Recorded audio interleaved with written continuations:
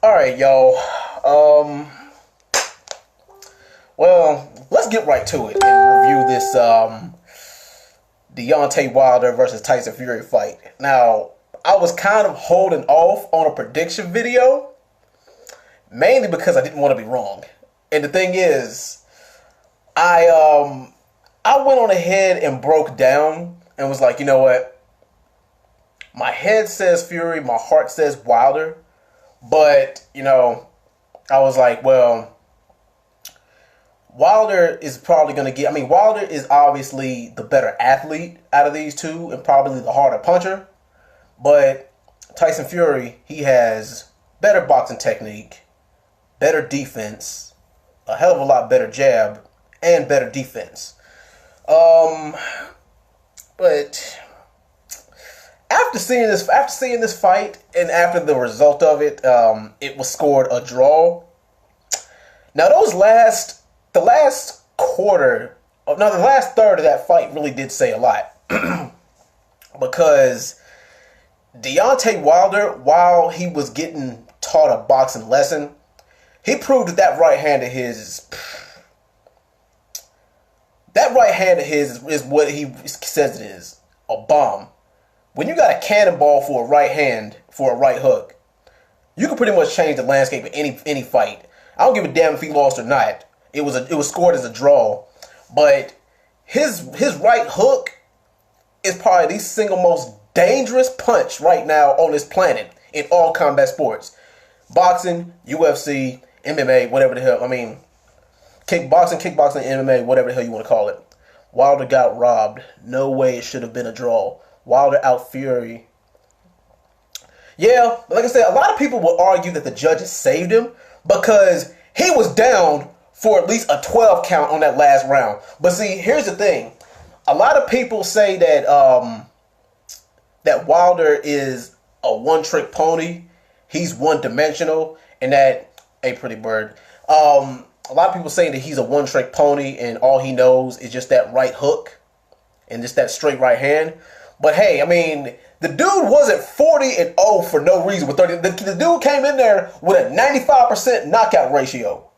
When you're knocking out 95% of your opponents, I'm not saying, I mean, if it ain't broke, don't fix it. I mean, but like I said, and the thing is, Wilder, I mean, Fury kind of did make it hard for me to pick him. I mean, because he had a 2.5-year layoff, and the thing is, he spent a whole year getting in shape for this fight. But I was talking to a couple of my friends earlier about this, about who they thought would win. I was like, boxing is kind of weird anyway. I was like, well, it would be funny if Wilder, if Fury was to outbox Wilder, and then Fury goes on to fight Joshua, and Joshua outboxes Fury, and then somewhere down the line, Wilder and Anthony Joshua fight somewhere down the line, and then Anthony Joshua ends up getting knocked out by Deontay Wilder. Like, because boxing is weird. Boxing is like a rock, paper, scissors type of thing. But let me go ahead and run through my scorecard. I had Fury winning the first round. I had Wilder winning the second round. I had Fury winning the third round. I had Wilder winning the fourth round. I had Fury winning rounds 5 through 7. I had Wilder winning round 8. You could argue that Wilder won round 9 too, but rounds 10 and 11, Fury clearly won those. And you could actually score round 12 to be a 10-7 round. I mean, really. A lot of people, I mean, the thing is, you could actually, let's see. My boy Zeb was like, yeah, he says the ref did stall out for a 10 count. Yeah, like I said, he was actually down for 12 seconds. He was unresponsive for 8 seconds. You're supposed to take a standing 8 count. He's supposed to be at least standing by the count of 8. So, yeah. A lot of people, the thing is, a lot of people say, I'm reading on Twitter right now that people are saying that you can make a case for either one of them getting robbed. People say that Fury got robbed because he outboxed Wilder on the scorecards. A lot of people say that out of the 12 rounds, Wilder, out of the 10 rounds, Fury won 8 of them, at least 8 of them. But you could argue that the judges screwed Wilder too. You could argue that the judges screwed Wilder because of that 12th round knockdown, which kind of should have been scored as a knockout. Like I said, he was down for 12 seconds. And according to the referee's rules, it's supposed to be a standing 8 count. You're supposed to be up by the count of 8. So, yeah. But here's the thing.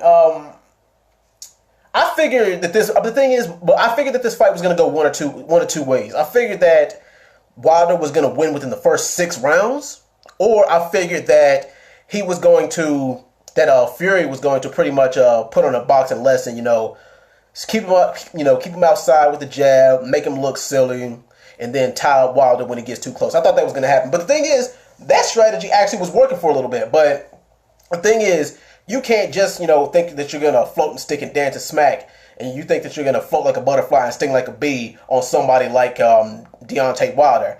Because if you go around thinking that, if you go into the ring, if you go into a fight thinking that you're just going to dance around Deontay Wilder and outbox him for 12 rounds, then next thing you know, you're going to be on the canvas staring up at the lights, seeing birds circling around your head. You're wondering what the hell just happened and how did you get there? Which happened. I mean,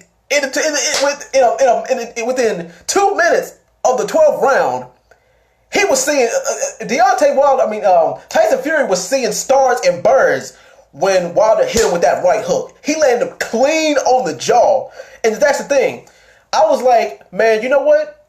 I think that Fury might actually have the better chin than Wilder. But the thing is, Wilder impressed the hell out of me because he had a better chin than I gave him some credit for. But I digress. Let's see, Fury put on the boxing clinic with a double jab. Wilder relies too much on his power. I mean, like I said, if it ain't broke, don't fix it. I mean, if it worked for him for 39 fights, if it worked for him for 40 fights, then why not this one? But then, like I just said, I guess what you said is true because you can't really rely on your physical prowess. You can only rely on athleticism for so long because it makes you one-dimensional.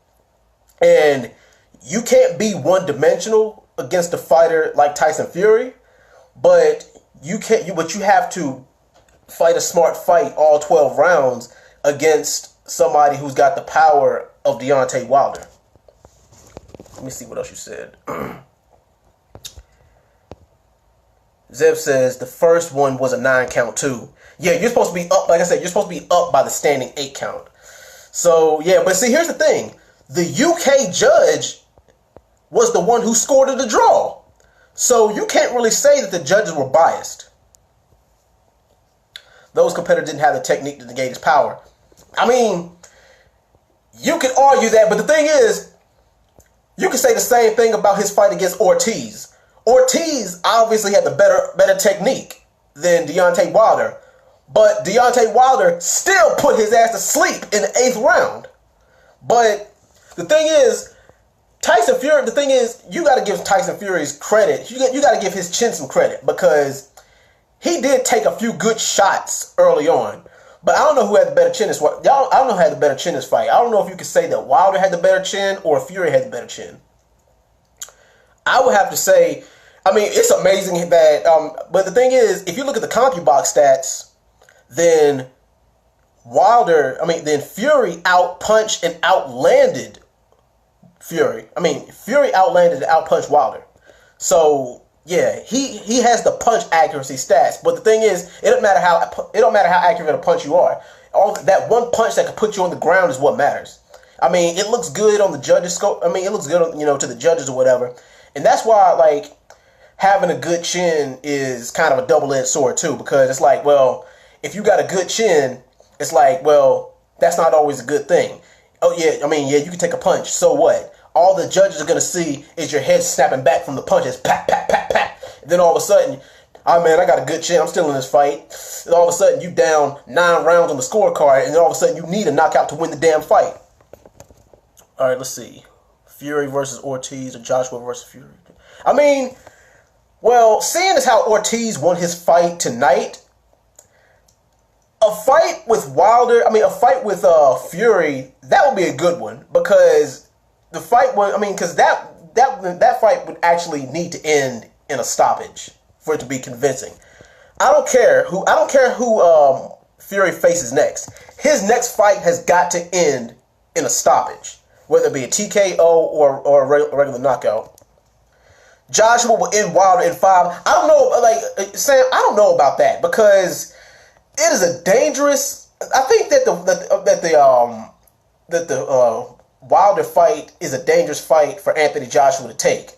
Sure, he has the better boxing technique, the better defense, but if Vlad can knock him down, if Vladimir Klitschko can knock down Anthony Joshua, what the hell do you think that Deontay Wilder is going to do to him? It's a bad matchup, because he's going to walk him down for 6 rounds, and then he's probably going to go in for the kill. But the thing is, a lot of people were saying that Joshua was ducking him. Yeah, and that's another thing. Joshua's hard to quit. But like I said, a lot of people were saying that Joshua is ducking Deontay Wilder, and that him fighting Tyson Fury with his long layoff and with him, not being in the shape that he was, it's the safer fight for him to take. Because I believe that at this point that Anthony Joshua, I believe that he can beat Tyson Fury. I don't know about Wilder, because Wilder is just, the thing is, he's pretty much, the thing is, his right hand, his right hook, that's that X factor. The thing is, one punch can really change the whole spectrum. It can really change the whole perspective of a fight, like we just saw. But the thing is, if you guys, the thing is, a lot of people saying that the draw was kind of a bullshit, decision. But the thing is, if you watch the way that fight went, you can see that, because, like I said, you can see, the thing is, I can see Wilder winning the fight, but I can also see Fury winning the fight. But the thing is, Fury actually kind of won, as far as a boxing match, from the boxing perspective, who put on a better technical boxing clinic? Oh, yeah. Fury did win that fight as far as, putting on a boxing, giving him a boxing lesson. But man, oh man. If Wilder would have landed that, if he would have landed that punch 10 seconds sooner, the fight would have been over. But the thing is, even if Wilder won the fight, y'all would still be questioning his level of competition. Y'all would still be questioning, oh man, he's one-dimensional. Oh man, he's not really a boxer. He's just a tall, athletic dude who got one power punch. Like I said, it works for him. So, the thing is, the one thing that y'all don't understand is that styles make fights. You're going to have, the thing is, we've seen the whole boxer versus slugger thing 1,000 times in boxing. Ali versus Foreman. Tyson versus Evander Holyfield. Let's see, who else? Shannon Briggs versus Vitaly Klitschko. Let's see, who else? Boxer versus slugger. Who else? Antonio Margarito versus Miguel Cotto. Well, Miguel Cotto's a boxer puncher, but still. The thing is, my whole point is that we've seen this type of matchup in boxing 1,000 times. But the thing is, in the heavyweight division, it's just a little bit different, because heavyweight division, you're usually seeing people get laid out. So, yeah. Yeah, the thing is, it's true. You can only rely on power for so long. But like I said, I just posted a Facebook status about this. I don't care how strong you are. I don't care how much of a powerful punch you got.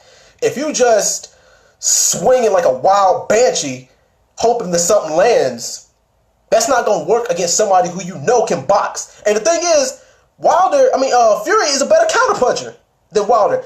I didn't see Wilder land not one single counterpunch.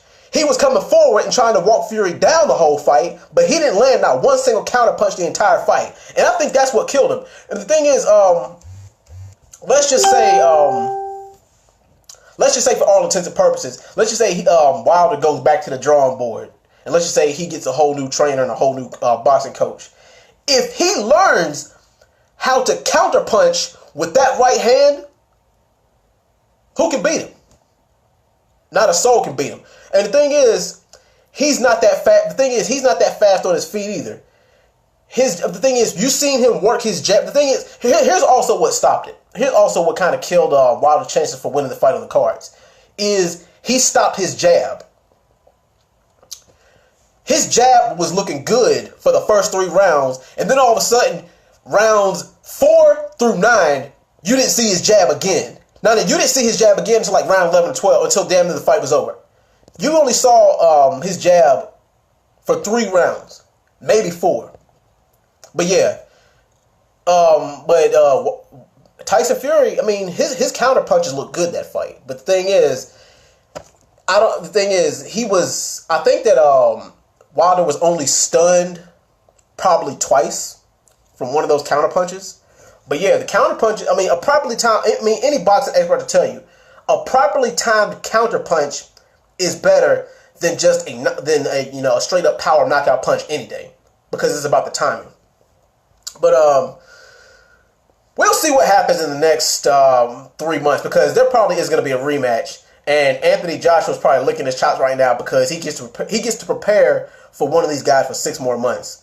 But he's probably going to have a tune-up fight in the meantime. But anyway, y'all let me know who y'all think won this fight. Let's see. I'm going to read one more comment, and then I'm going to let you guys go. Exactly. Fury is a fighter who can counter, relies on the Philly shell. Wilder does not use footwork. I question people. It's because it's easy to fight somebody when you're fighting the same style. Because, of course, and the thing is, you can't just unload with just one punch on somebody, because y'all seen, this is something that you don't even see. Wilder was out of gas after that knockout. He really did just load up that one right hook, hoping it was going to get him out of there, which it should have got him out of there. But y'all can tell that he was gassed. And the thing is, his conditioning is pretty damn good, so you don't see him gassed a lot. But yeah, I mean, but like I said, I was regardless of the result of the fight and regardless of what you two think, I was highly entertained. I would give this fight a 4 out of 5 stars. It would have been a 5 out of 5 stars if it would have ended by knockout, but still. Anyway, I'm out of here, guys. I'll see you guys later. Peace.